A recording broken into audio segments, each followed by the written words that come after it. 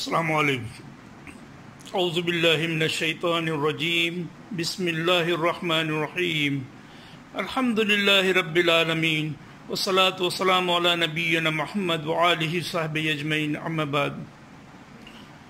بھائیو، یہ رمضان کا مبارک مہینہ، پہلا عشرہ، سوچا تو یہی تھا کہ اس مہینے میں جو بھی کلپ مجھ سے بن سکے گی اسے محدود رکھوں گا، عبادتوں کی تک، رمضان کی فضیلتوں تک، رمضان کے چھوٹے چھوٹے مسائل کی طرف۔ لیکن جو واقعات رونما ہو رہے ہیں اور جو سیاسی اٹھا پٹک چل رہی ہے اپنے ملک میں، تو مسلمان اس سے اپنی نظر تو نہیں بچا سکتا، اس کو محو نظر تو نہیں کر سکتا، کیونکہ سیاست جو ہے وہ اسلام کا، ہمارے دین کا ایک بنیادی جز ہے۔ بقول علامہ اقبال، جدا ہو دین سیاست سے تو رہ جاتی ہے چنگیزی، یعنی اگر سیاست سے دین کو جدا کر دیا جائے تو وہ سیاست ہے، وہ جو طرز حکومت ہے، وہ صرف ظلم و جبر کا رہ جائے گا، اسے فلاحی ریاست کا تصور بھی اسے نکل جائے گا۔ تو بھائیو، جو واقعات ہمارے آس پاس رہنما ہو رہے ہیں، ہم اس سے نظر تو نہیں چرا سکتے۔ ابھی جو پچھلے دنوں واقعہ پیش ہوا ہے پال گھر کا، جہاں دو نہتے سادھوؤں کو اور ان کے ڈرائیور کو جس طرح بے رحمی سے ایک اگر بھیڑ نے پیٹ پیٹ کے لاٹھی ڈنڈوں سے ہلاک کر دیا، اس کی جس قدر مذمت کی جائے کم ہے بھائیو۔ ایسا واقعہ جس نے انسانیت کو شرمسار کر دیا، اس کے جو بھی اس کے لیے ذمہ دار ہے ان کو واقعی کڑی سے کڑی سزا ملنی چاہیے۔ لیکن بھائیو دیکھیے، جو شریر میڈیا ہے اپنا، اس نے اس موقع کو بھی بھرپور کوشش کیا فرقہ وارانہ رنگ دینے کے لیے۔ اس نے ہمارے ہندو جو معاشرے کے اندر آلریڈی ایک درار پڑ چکی ہے ہندوؤں اور مسلمانوں کے درمیان، اس نے بھرپور کوشش کی کہ اس درار کو اور چوڑا کر دیا جائے، کھائی میں تبدیل کر دیا جائے۔ لیکن اللہ کی قدرت، جیسا کہ اللہ نے قرآن میں فرمایا، واللہ خیر الماکرین، اللہ ان مکر کرنے والوں سے زیادہ بہتر تدبیریں کرنے والا ہے۔ اللہ نے ان کے سارے مکر کو ان کے منہ پہ دے الٹ مارا۔ اللہ کا کرنا ایسا خوش قسمت ہے اسی کہ جس علاقے میں واقعہ رونما ہوا، اس کے 10-20 کلومیٹر کے دائرے میں بھی کوئی مسلم آبادی نہیں تھی، اس لیے ان کی کوشش بری طرح ناکام ہو گئی۔ انہوں نے ساری کوششیں کر لی، اور جو ان کا سرغنہ تھا، جو اس گودی میڈیا کا جو سب سے زیادہ شرپسند شخص ہے، ارنب گوسوامی، اس نے انتہا کر دی۔ اس نے نہ صرف یہ کہ مسلمانوں کے اوپر اس نے جو کچھ بھی جیسا کچھ اس نے لپیٹنے کی کوشش کی، اس کے علاوہ اس نے جو بدتمیزی اور جو انتہائی شرپسندانہ جملے سونیا گاندھی کے خلاف کہے، اب اس کے خلاف جب پولیس نے ایکشن لیا تو دیکھیے ہماری عدالتوں کا حل کیا ہے۔ پولیس نے جب اس کے اگینسٹ FIR درج کی تو وہ فوراً سپریم کورٹ پہنچ گیا، اور سپریم کورٹ جس کے پاس پلان کرتے مزدوروں کے لیے جب عرضی ڈالی گئی تو اس نے 1 ہفتے بعد کا وقت دے دیا، اور بہت سے دیگر اہم مسائل میں ہفتے 15 دن کی بعد کی ڈیٹ دی جا رہی ہے سپریم کورٹ میں۔ لیکن ارنب گوسوامی کا مسئلہ سیم ڈے اس کی سنوائی ہوئی، اور نہ صرف سنوائی ہوئی بلکہ اس کی گرفتاری پر روک لگوا دی گئی، جبکہ کھلے ثبوت ہیں اس بات کے کہ اس نے جو کچھ بھی شرپسندی کی ہے وہ ناقابل معافی تھا، فوری اس پہ کارروائی ہونی تھی۔ لیکن سپریم کورٹ، ظاہر ہے جب ایک جج اگر ریٹائر ہوتا ہے سپریم کورٹ کا تو اس کو فوراً پلیٹ میں سجا کر کے راجیہ سبھا کی رکنیت پیش کر دی جاتی ہے، تو یہ دوسرے ججوں کے لیے بھی نظیر ہے کہ بھائی آپ حکومت کی خوشنودی کے فیصلے کے لیے آپ کو بھی ریٹائر ہونے کے ساتھ ہی آپ کے لیے بھی کوئی ملائی دار عہدہ ضرور تیار ہوگا۔ یہ دیکھ کر پرشانت بھوشن جیسا وکیل بھی کہہ اٹھا کہ یہ جو کورٹ کا رویہ یہ بہت حیرت انگیز ہے، یہ بالکل اطمینان بخش نہیں ہے سپریم کورٹ کا رویہ، ناقابل قبول رویہ ہے۔ تو یہ ماحول ہے بھائیو، اور سمجھ لیجئے کہ یہ لوگ اپنی کوشش میں بھلے ناکام ہو گئے ہوں پال گھر کے ایشو میں، لیکن دیکھیے یہ لوگوں نے، اس گودی میڈیا نے، اس شرپسند میڈیا نے ہار نہیں مانی ہے، یہ سمجھ لیجئے گا، ان کی کوششیں جاری ہیں، اور یہ لوگ آپ کے مسلم علاقوں پر یہ لوگ دوربین گڑائے بیٹھے ہیں۔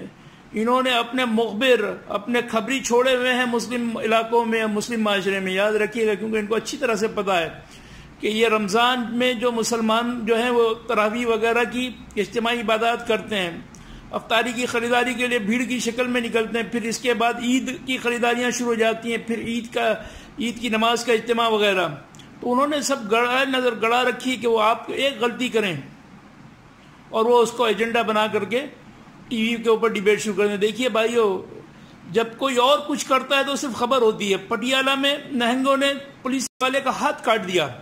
اور ان کے اڈے سے بے پناہ ہتھیار ضبط ہوا، بم سے لے کر کے آتیشی اسلحہ، پستول، تلواریں، سب کچھ ضبط ہوئی۔ لیکن کتنی دیر میڈیا پہ چلا؟ کچھ دیر کے لیے چلا، اتر گیا، ایک معمولی سی خبر بنا کے رکھ دیا گیا۔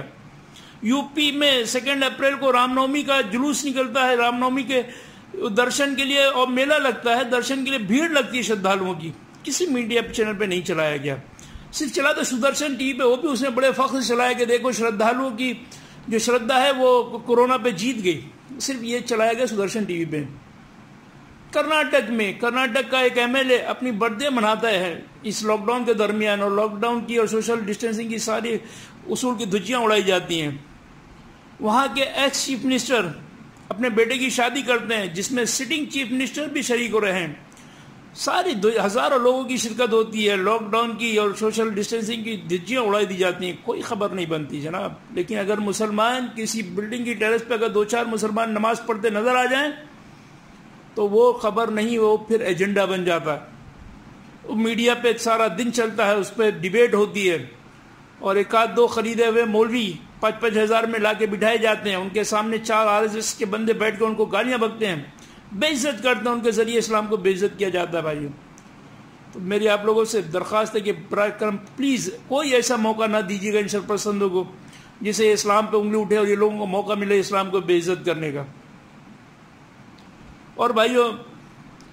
اب جہاں تک کہ تراویح کی نماز ہے، دیکھیے یاد رکھیے یہ نماز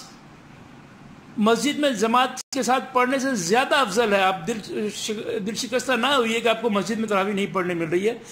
لیکن یہ افضل زیادہ ہے کہ آپ گھر میں اپنے نماز پڑھیں۔ یہ نفل عبادات جتنے بھی ہیں، فرض کے علاوہ نفل سنت، ہر قسم کی عبادت اپنے گھر میں پڑھنا افضل ہے بنسبت مسجد کے۔ اب جیسا کہ ہمیں پتہ ہے کہ جس کے لیے جو بتایا جاتا ہے جماعت کی پہلی شروعات جو حضرت عمر فاروق رضی اللہ تعالیٰ عنہ سے کی گئی، جو ہمیں حدیث سنائی جاتی ہے اس کے بارے میں، یہ صحیح بخاری کی حدیث ہے، حدیث نمبر 2010 نمبر کی حدیث ہے یہ، اور اس کے راوی ہیں عبد الرحمن بن عبد القاری رضی اللہ تعالیٰ عنہ۔ تو یہ راوی فرماتے ہیں کہ ایک رات حضرت عمر فاروق رضی اللہ تعالیٰ عنہ کے ساتھ یہ مسجد نبوی میں تشریف لے گئے، رمضان کی رات تھی، تو دیکھا کہ لوگ مختلف ٹولیوں میں مختلف امام کے پیچھے الگ الگ نماز پڑھ رہے تھے، قیام اللیل کر رہے تھے۔ یہ اس وقت قیام اللیل ہی تھی، تراویح کا نام تو بہت بعد میں پڑا اس کا۔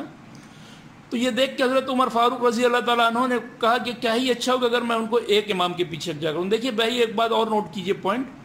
کہ جو کہا جاتا ہے کہ اس کی جماعت کی شروعات حضرت عمر رضی اللہ تعالیٰ عنہ نے شروع کی، یہ درست نہیں ہے۔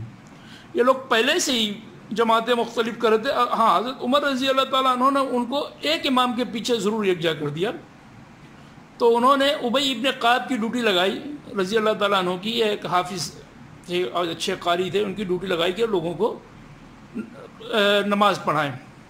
اب یہ رکعت کے بعد میں پھر کسی کی کتنے رکعت انہوں نے کہی نماز پڑھانے کی، اس پہ پھر کسی دوسری کلپ میں ہم لوگ ڈسکس کریں گے۔ تو بہرحال پھر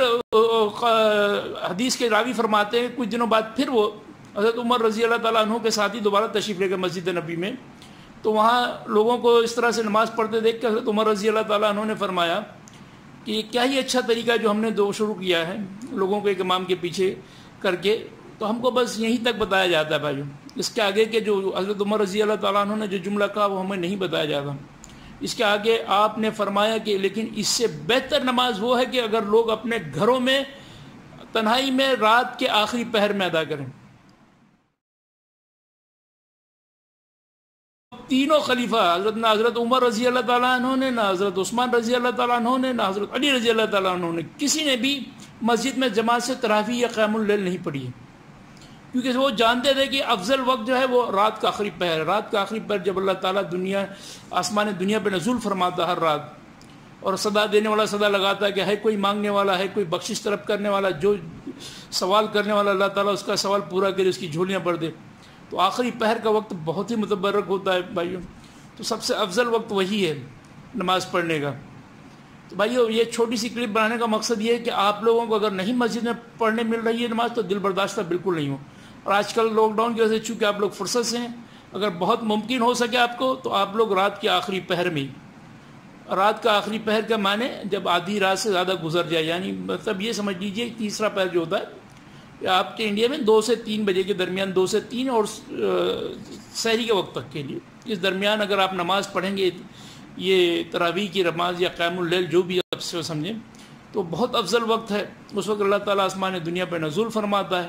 تو کوشش کریں کہ اس وقت تراویح کا اہتمام کریں، وہ زیادہ فضیلت کا وقت ہے، وہ اس سے بہتر نماز ہے، وہ جو نماز مسجد میں ادا کی جاتی ہے اس سے افضل نماز وہ ہے کہ آپ اپنے گھر پہ آخری پہر میں ادا کریے۔ بس یہ چھوٹی سی کلپ تھی بھائی، انشاءاللہ آگے بھی ایک اس طرح کی کلپ میں یہ بنانے کا سلسلہ شروع کر رہا ہوں انشاءاللہ۔ یہ کلپ جس کا نام اب میں نے دیا ہے سلسلے کا کہ دین آسان، کہ مطلب دین جو ہے وہ آسان ہے، اس میں بڑی وسعت ہے، بڑی فلیکسیبلٹی ہے، لیکن بدقسمتی سے ہمارے علماء نے، ہمارے مولویوں نے ہمیں نہیں بتائی ہے۔